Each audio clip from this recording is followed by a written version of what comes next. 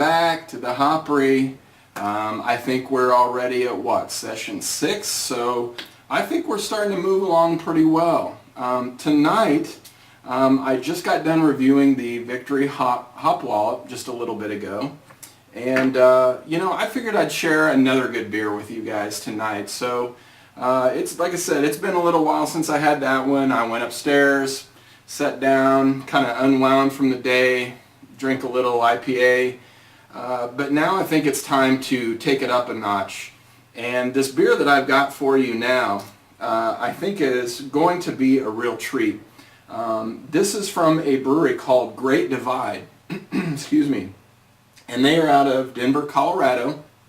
The good news about this brewery is that you can pretty much find their beer just about anywhere. If there are any states out there that don't get this, I'll really be surprised.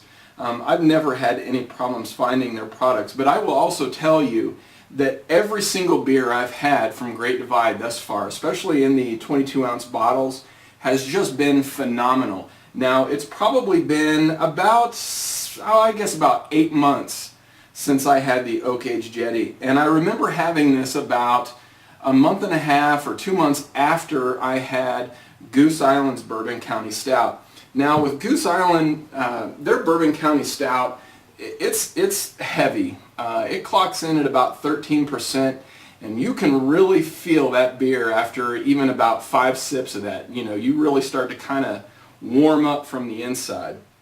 And I was at the local Flying Saucer here in Kansas City not long after having that beer, and I said, you know what? It's on tap. Let me try the oak-aged Yeti from Great Divide. And boy, was I pleasantly surprised. I told my friends, I said, you know, this is like the poor man's Bourbon County Stout. Now, that's not to discount this beer to say that it's, you know, inferior to the Bourbon County Stout. It's just more affordable and also, you know, easier to come by. So I'm going to go ahead and start taking the foil off of this one. Most of their bigger beers, you know, they'll wrap the top of these in foil. Now, I do not save these, so before you start posting questions down there about, so what do you do with your foil caps? They go in the trash. So I'm going to go ahead and open this one. Now, hopefully I can get my wife to join in on some of this, because when you start talking 22-ounce beers, especially after you've already had an 8.5% beer that night, chances are you're going to need a little bit of help. Man, I can smell that coming right out of the cap. You know, I really enjoy on some of these bigger beers, as soon as you pop the top on it, smell the cap. I don't know if it's just habit or what, but you can usually get a really good smell from that beer just in the cap. And this is a huge beer. I mean, I can really smell that oaky vanilla quality before I've even poured it out of the bottle. So since I've already kind of smelled that and given you a brief history of Great Divide, let's go ahead and pour this beer and get working on it. Now I'm going to pour it a little bit heavy, just because, and when I say heavy, I mean I'm going to pour it hard, just because I want to kind of get some air into the beer as I pour it. A lot of these bigger stouts, these Imperial stouts like this, when they're aged in barrels, I find they tend to kind of not help facilitate the amount of head that you get on the beer. So I tend to pour those a little bit harder just to kind of aerify them so I can. And you can see just from pouring it kind of hard, I've only gotten about an inch or an inch and a half of head. So in terms of color, you know, I would say this is a very traditional color for an Imperial Stout, which is black. The head on this is just gorgeous. I mean, it's like a nice, soft, roasted hazelnut color. I mean, gosh, I mean, the color of that head is really, really nice. And again, because I'm using this type of glass, I can already smell it. I mean, it's chocolatey, it's roasty, it's caramely. I really get that oak quality from the barrels. I mean, it's just, man, it is a thing of beauty. Great Divide really does a great job.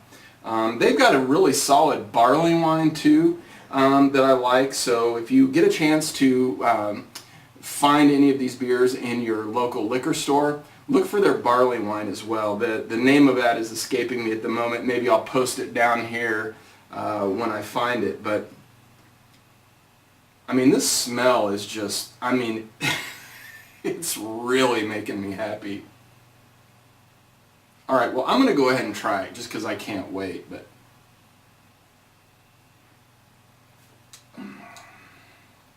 goodness gracious. I mean, for a beer that you can find anywhere, I'm telling you, go find this beer. If you like big stouts, if you like chocolatey, bitter, caramely, oaky stouts, I mean, this thing gives you a lot of bang for your buck. In fact, I would venture to say this is probably less than about $8 or $9. I haven't seen too many Great Divide beers that, you know, are obscenely priced. And for the process that it takes to brew this beer, I mean, 9.5%, you know, 9.5%, you're going to pay a little bit more. Hell, when I was out in St. Louis a couple of weeks ago, I'm sitting out at Busch Stadium and they're charging me $8 for a 12 ounce of Bud Light. I had a couple, but it was tough. I would rather spend my $8 on this bad boy any day.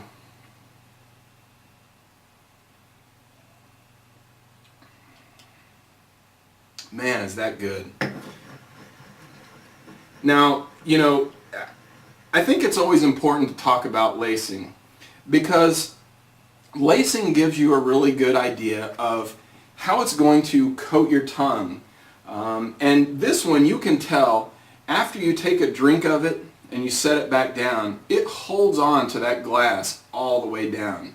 It's almost like motor oil that just kind of clings to the side of the glass and comes back down with the rest of its friends. I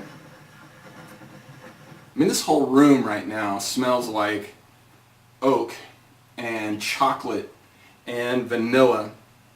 Now, I would highly recommend bringing a friend or two over, you know, pulling up a couple of chairs, getting out a couple of nice glasses, maybe putting on some good jazz for this one, maybe a little John Coltrane, you know, Ornette Coleman, something like that.